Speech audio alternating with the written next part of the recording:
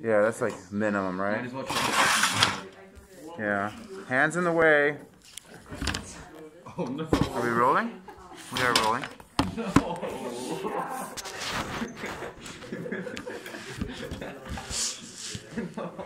That's pretty good. That's actually pretty good, right? Let's see how this works.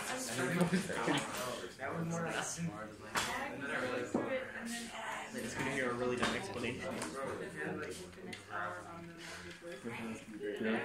Is this still pointing in the same direction? That's a kind of a boomer question there. Okay, good. Alright. Good.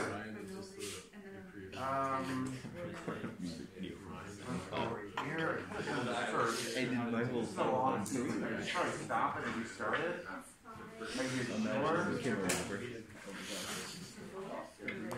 Okay. Should I explain to you what we did on that yesterday? Okay. We have, we're still working on momentum. We're almost through the units. And then we're going to test soon. Today is Wednesday. We have Wednesday, Thursday, Friday, Monday, no class. So, I think I made the assignments in the future quite a bit. I think we're getting close, so maybe we could test on Tuesday. So in 6 days. Quiz? It's a good angle. I have a quiz on that day, so no. So Tuesday doesn't work. We don't have class. Yeah, Mr. Blesson, that's a really good angle. Is it really? Oh yeah, That's a good angle for you. It's working out? Really? Is it flattering? Yeah. No, it's all that matters. Okay. A couple topics I want to talk about. One topic I wanted to talk about is talking about elastic collisions in regards to a general case. We've already done that before. What I mean by that is this. So we have a cart, right? And we said, okay, we'll have this go at V10 and this is M1. And we have cart 2 over here going at V20, okay? And this is M2 and it does have wheels. There we go. But what I'd like to do is think about this collision for a specific situation, namely when M2 is at rest. Okay? And if we do it right, M2 is always at rest. How can we consider M2 to be always at rest? Yes? To make like the whole system relative to M2. Okay, so we can make a reference frame shift. So I want to talk about reference frame shifts here. Shift of reference frame, or reference frame shift. Okay, we're going to make V2 equal to 0. So that's like, what the hell's going on here? That means, of course, V2 right now is towards the left, okay?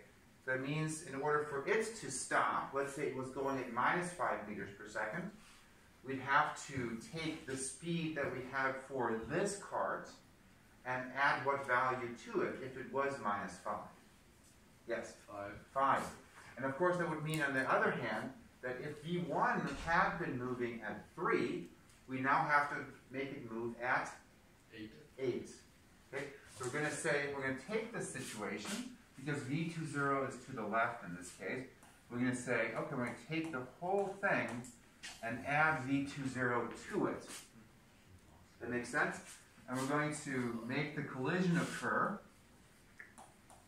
Now we have this thing moving to the right at V10 plus V20, right? And this guy's just sitting there, okay? M2, M1. And this will make our analysis a little bit easier, okay? We'll do the analysis, and in the end, as a last step, we're going to then have to make sure we remember to take our final answers and do what with them? Subtract out the V20 at the end again, okay? That makes sense? So, that's where we're going with this, and this is why we're doing this. So we're going to consider this specific case as a special situation. I'll scooch that out of the way. We'll just keep it in the back of our head, and we'll say, all right, so we're thinking about a situation where we have one card sitting over here, and it's at rest. This is M2. And we have the other card over here, and it's going to strike it at V10. Okay? This has mass M1, and this has mass M2, and we're going to analyze it as an elastic collision. Okay? So we're going to make an assumption, so that it's elastic. And what does that word mean again? This is a reminder, Teddy. That, like when it.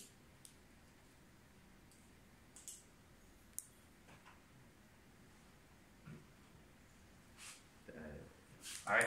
What does this word mean? Collision? Collision is two objects hitting each other? That's true. And in terms of physics, this means that what is true. Oh, that they'll bounce back. They'll bounce off each other. And what does collision mean specifically in terms of what is conserved in any collision? The momentum. Momentum. So collision means that P is equal to P0, right? And then leading you along, Teddy, what does elastic mean? I'm not sure. Okay, so we have always a first condition in collision, momentum is conserved, and then we have to have one of three other conditions met, right? Yeah. And which one is this one, the elastic one? What else is conserved in this collision? Was that kinetic energy? It is kinetic energy. So elastic means that K is equal to K0. So we're looking at this collision and saying, okay, kinetic energy is conserved and momentum is conserved. Okay, so let's take those two conditions. And we're going to take the collision, first of all, here and write that over here and say that momentum is conserved. Let's write out the momentum conservation condition here. Let's ask Zach about that. I gotta check. Is it M1? Just look at the picture and tell me what the initial momentum is. Initially 0. No? No. Is something moving? Yes. What has momentum? The mass 1. Mass 1. How much momentum does M1 have? Velocity 1. Gain. So this is the P0 to P condition. So V10 is just its speed, but its momentum is Mass 1 times velocity 1. There we go. So we have M1 times V10. Agreed? Okay, that's going to be equal to the final momentum after the collision has occurred. Okay, so Clara, can you tell me what to write down for the final momentum after the collision has occurred?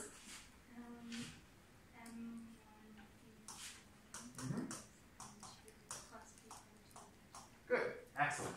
So we've written down the condition for the momentum before being equal to the momentum after the collision for the special case of V2 equals 0. And of course, it's not that special because we just discussed how we can make any collision into this situation. Okay? Now, second condition, the kinetic energy condition. How do we say the kinetic energy condition? Okay? Yes, Finn? 1/2 M1 V2. Sure. We could write that out, and that's a huge pain in the butt. Just a reminder about that. We could do that, right? But we're not going to do that. You aren't? We aren't. So we're going to use this condition to justify writing something else that I taught you guys about these collisions when they are kinetic energy is conserved. That what else is true there? Finn? That K0 over K1 equals P2 over P1. Whoa. The ratio of... No. Wasn't something like that though? Yeah, it was No. inverse ratio. Arrow. Inverse ratio. Right. V10 plus V20 equals V1 plus V2. Close but wrong, so it's cool. So it's the relative velocity, sorry, Ben. I think, isn't it V10 minus V20 equals negative, and in parentheses, V1 minus V2. Correct. So that's the other condition. So we could write that in red, or we'll just write it underneath here. So we have over here K0 equals K, and that implies V10 minus V20. Okay, but V20 is 0. So we can leave it off. We're going to write it in there. Maybe we should write it in. Minus V20 equals minus, and then we have the same order, V1 minus V2. Okay, if kinetic energy is conserved, it is true that the relative velocities of the carts flip direction. That's the minus sign. And because we have the special case of V20 being 0, we can scratch it. And we, of course, understand that it's not really a special case because every collision can be thought of as the second object being at rest. Capiche, capache, capoosh? Capoosh. Sweet. Now we look at this and say, okay, we can actually take this here and solve this for V1 and V2 in general, okay, and take a look at the solutions, okay? And it's a lot easier because we've eliminated V20, so there's a more, it's a little easier than it was previously to find the answer. How do we, Janet, okay, pretend it didn't happen. Okay, how do we solve a system of two equations with two unknowns? What is your, mighty sledgehammer of algebra in this situation? Chris?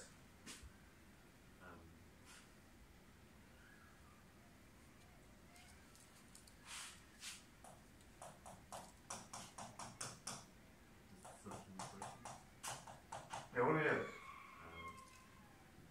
System equation? I don't know. How do you solve it? I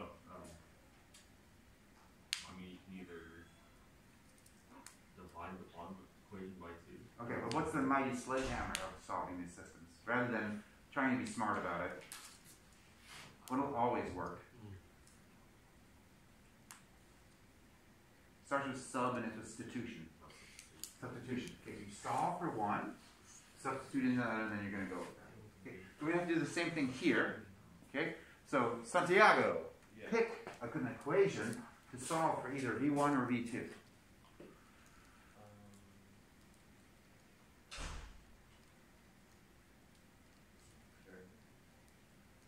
There are two equations. Just to make sure you know where you are. That there's one equation. Where we get the two? Here's the other equation.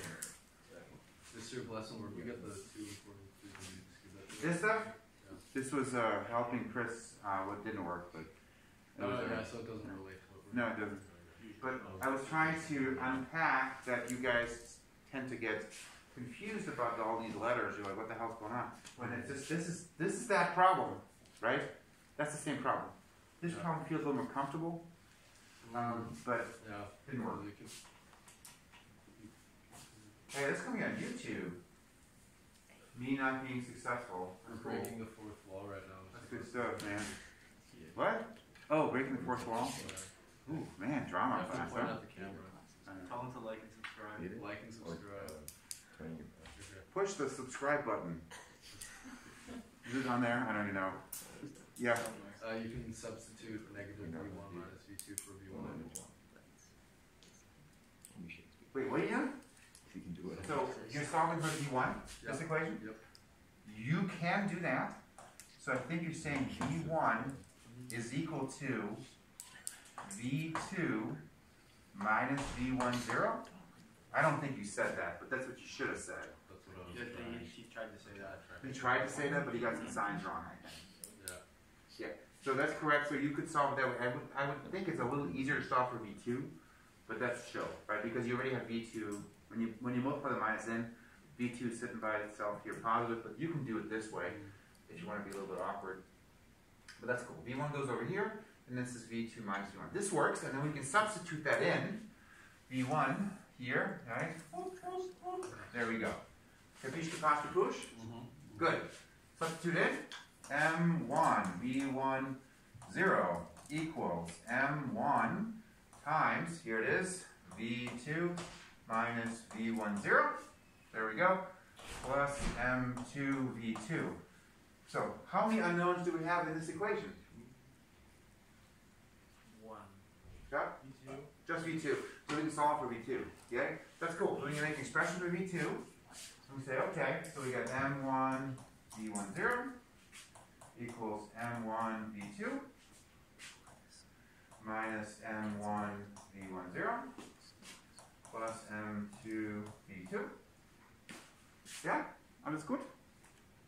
So in this case, we've made everything relative to M2, right? So V2 equals 0. V2 0 is 0. V2 is not 0.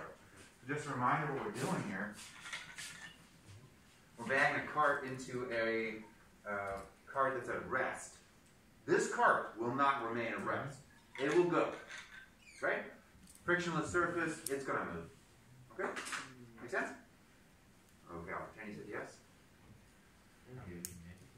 Alright, here we go. So, gather terms together right over here. So we got M1, V10. I'm going to move the number over here.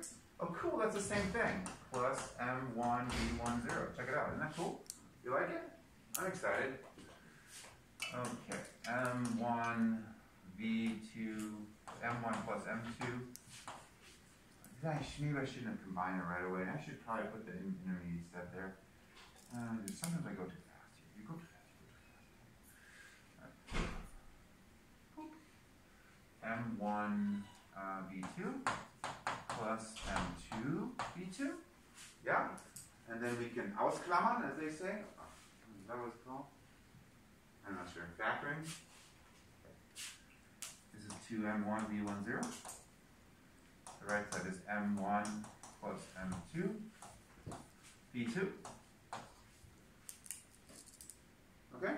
Cool. Right. So that means that V2 equals 2M1. Oh, sorry. I don't want to write it like this. 2M1 divided by M1 plus M2 times V10. Good. Sweet. Cool deal. So we found an expression in general for the speed of the cart that was originally at rest of mass M2 if it's struck by a mass M1 that is moving at an initial speed of V10. Capish, capash? And then do we subtract V2?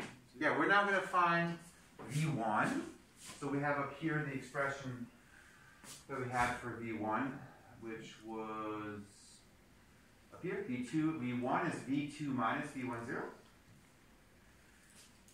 V1 is equal to V2 minus V10. Yeah. So that's what we have. Working. Good. V2 minus V10. So let's plug that in. So V1 is equal to, that's V2 right there. 2M1 divided by M1 plus M2. V10 minus V10. Okay? You guys cool? Simplify. Right? No? That make Mr. Wellborn happy? I don't know. Sometimes he's just like. He doesn't simplify? Like, all right. So we're going to put this together. So we'll put this on the same denominator. You guys excited about that? I'll pretend you said yes. We're extremely excited. We just took a 2-hour calc test. Did you? Yeah. How cool is that? Yeah. Calc's the best. Right? No, physics. Yeah, I was a math major for like a week. For a week? Yeah. Quit after a week? I was like, that's kind of boring, man. You wanted to teach it? What did you switch to? Business. Okay. So let's say we got here V1 is equal to 2M1 over M1 plus M2 V10. I'll put it on the same denominator, minus, so we got to, somebody want to tell me it's right? Teddy's like, don't call on me. Please don't call it. Would it be V10 over 1? What? What's the common denominator, Doodle? Well, you could make it divided by M1 plus M2. That's a good idea. That's a good idea. Wow.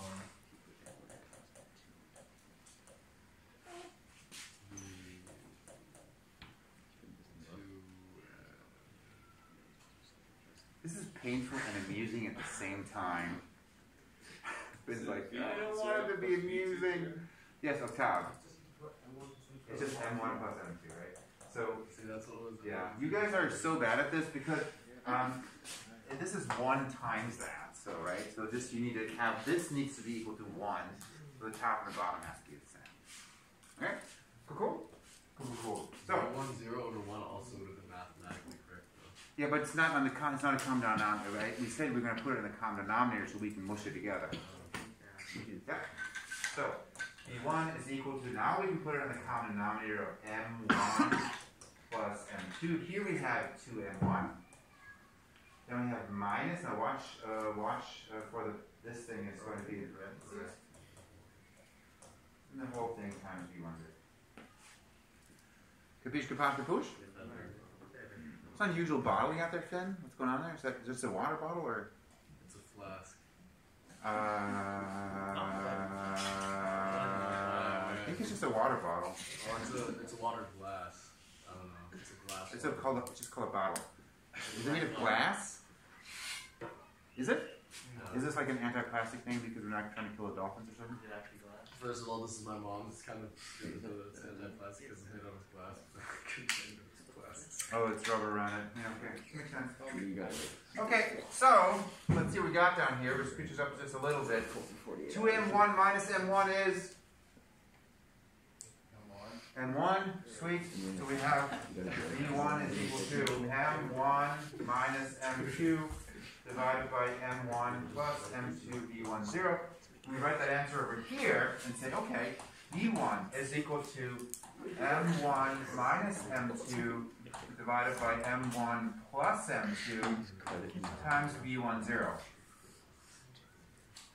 Okay, we have 2 results here.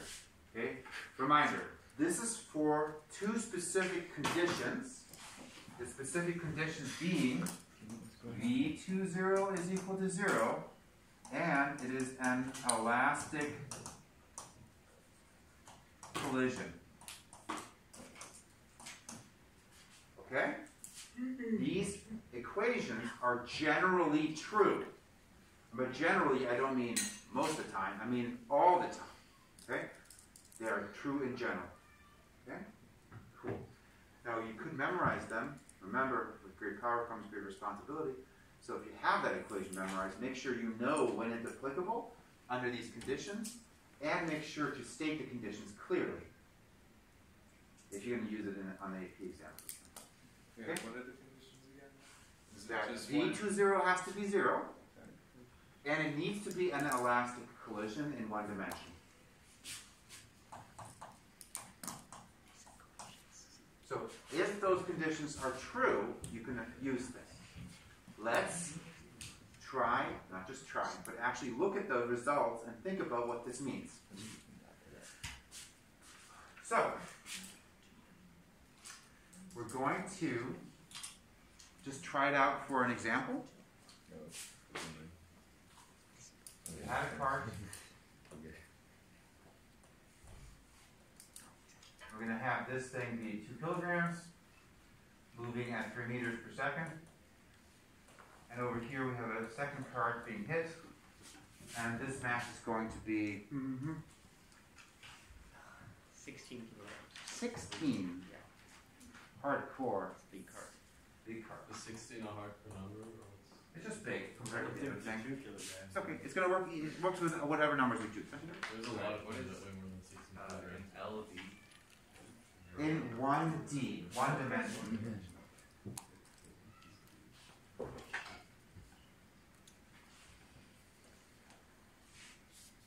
There we go. Now, this is object 2. This is object 1. We don't really have to do anything except plug in. That's all we got to do. So let's find the speed V2. V2 is equal to 2m1. So it's 2 times 2 divided the mass of m1 plus m2, which is 2 plus 16 is 18. Okay? Times v10, which is 3. So we get 12 divided by 18, which is 2/3, or which is 0.7 meters per second. So after this collision, the right cart will be moving at 0.7 meters per second. It's very pluggy and easy. Agreed? Let's find the speed for v1. This one. V1 is equal to M1 minus M2, so plug in 2 minus 18 divided by M1 plus M2, which is, shoot, it's, sorry, it should be 16 here, that's my fault. Agreed? Yeah. And then on the bottom, Yeah, I was right. no, it's not correct, right? Okay, times the initial speed of 3. And let's take a look what we get. Come on.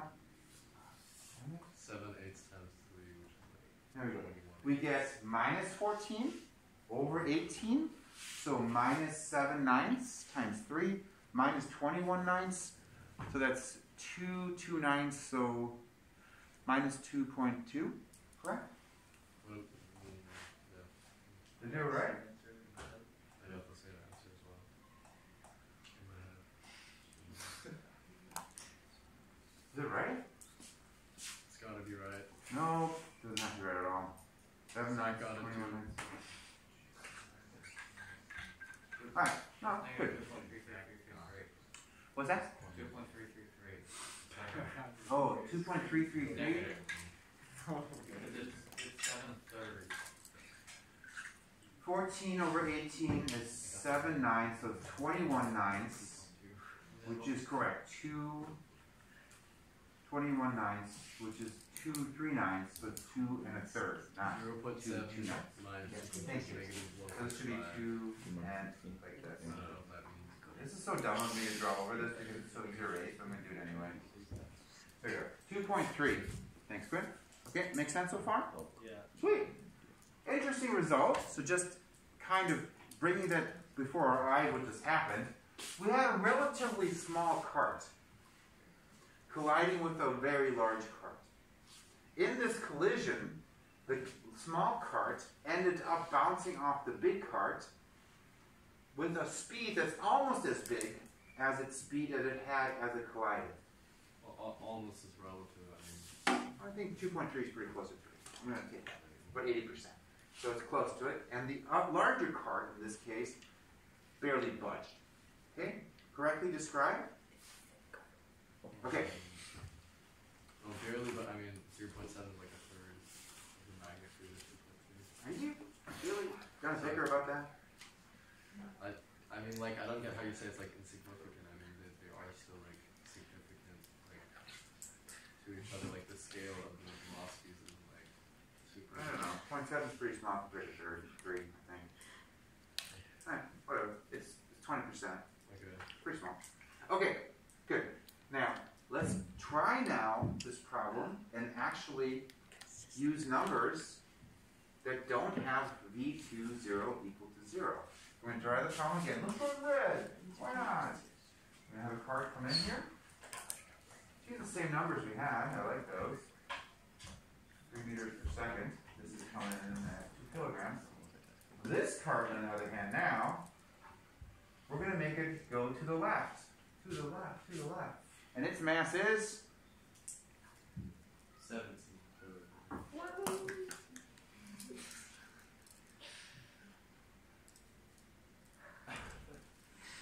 4.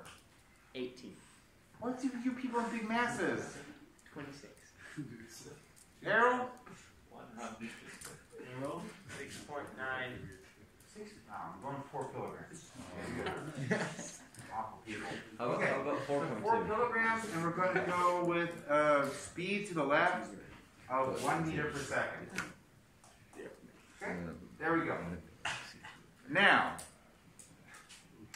how to solve the problem? Yes? We subtract 1 meter per second. This is velocity to 0. So we need to make the right one stop. Correct. Correct? Yes. And now, to do Plus. that, we have to be careful. Yes. Because- Adding up, yes. So I have hatefully made this a positive number, but it's really Yes. a negative number. See that? Right? And this is V10 equals 3. So we got to reference frame shift this whole thing. And we want this guy to stop. Right? So to stop, we have to add 1 meter per second. Okay? Make sense? Now we're going to reference frame shift it. Now we've got the left part suddenly moving at what speed? 2. Wrong. 4. 0, 0, 0. The other one's at 0, 0. This one is now not moving, 4 kilograms, and then not moving. Now we can do the calculation using our two equations to find V1 and V2 after the collision. Agreed? Yeah? Yep? Yes? Yes. Okay, let's do it. So, we have V2 equals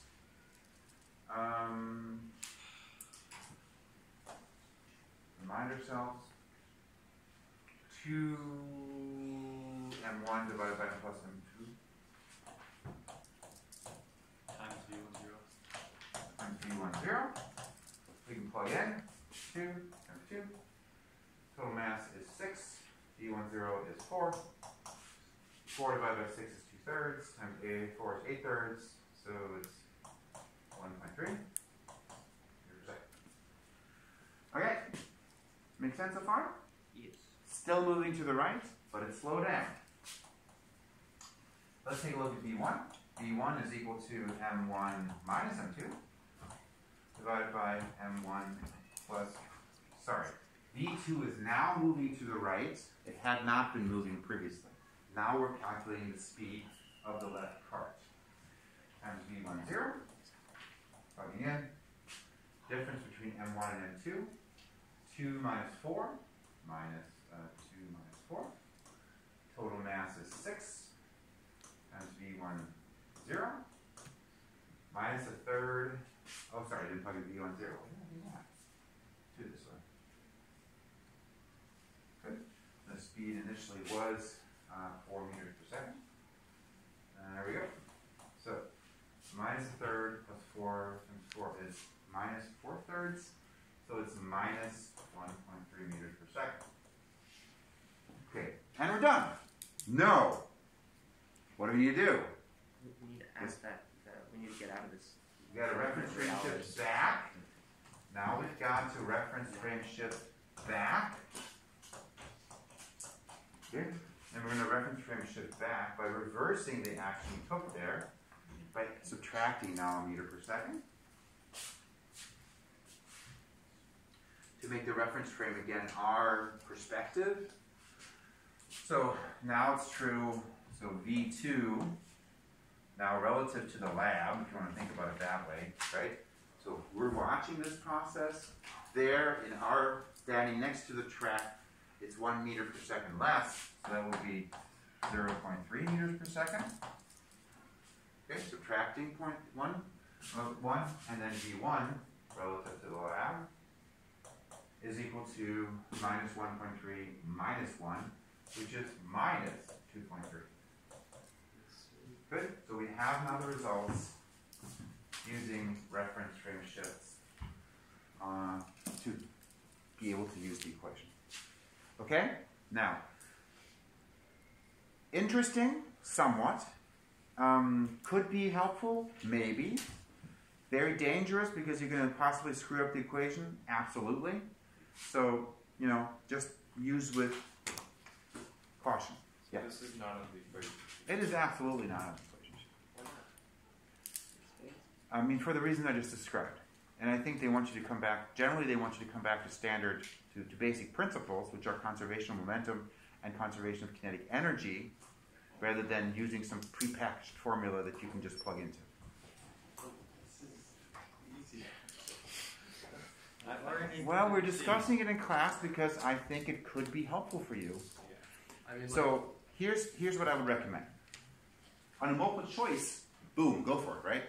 As long as you nail this, it's going to get the answer quicker than using the actual conservation of momentum and conservation of kinetic energy. However, for a free response, many readers might be dubious what the freak is going on with those equations unless you're clear on what you're doing. You know, the reference frame shift we've derived in class for kinetic energy for elastic collisions with v20 equals 0. Reference relationship makes v20 equal 0. Boom, you said it. And then they should accept it. Okay, make sense? Then you should be okay.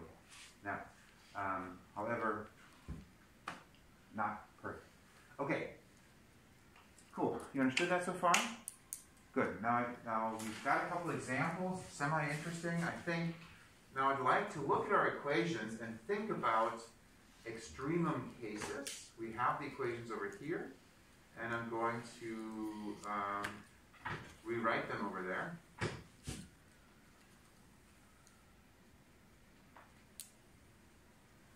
So, V1 is equal to M1 minus M2.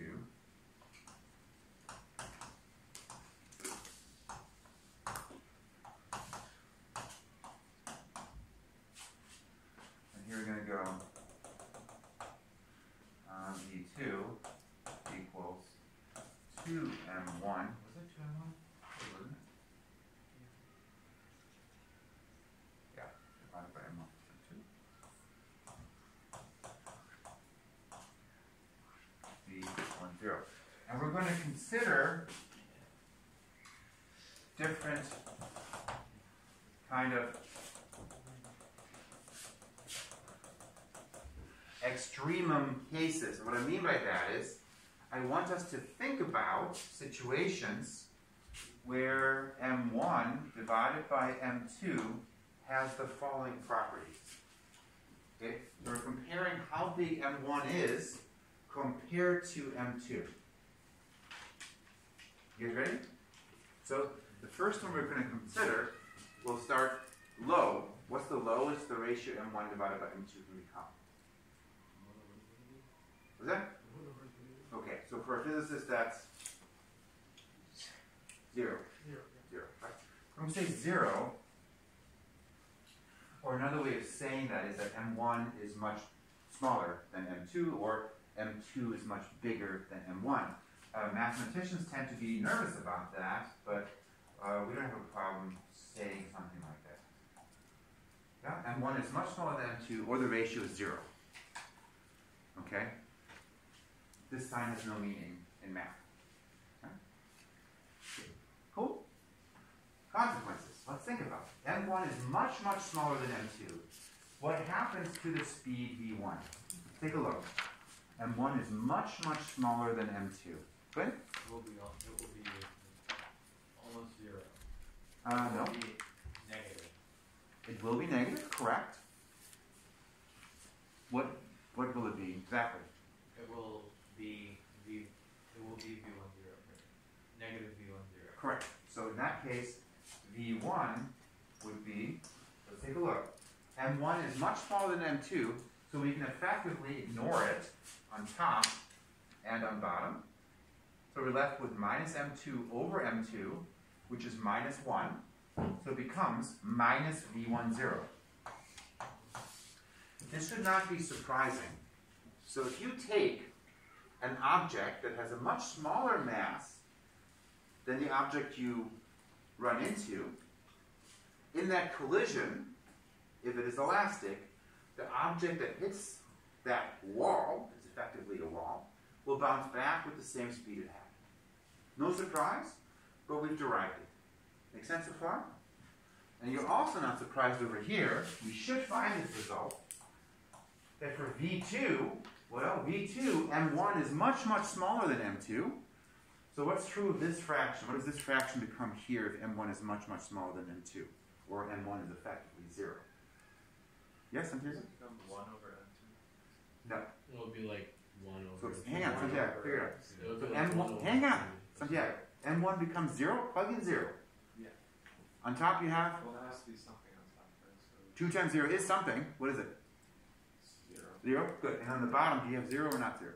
You have 0 for M1, so Good. you still have plus M2. So you have 0 divided by a positive number, which is equal to 0. Good. So V2 is equal to 0. There we go.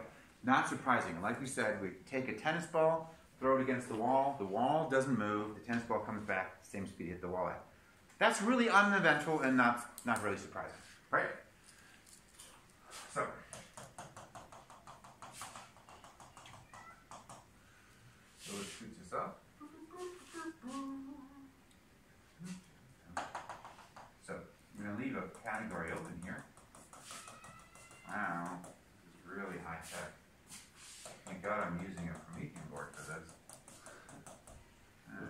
You can just like press it really fast.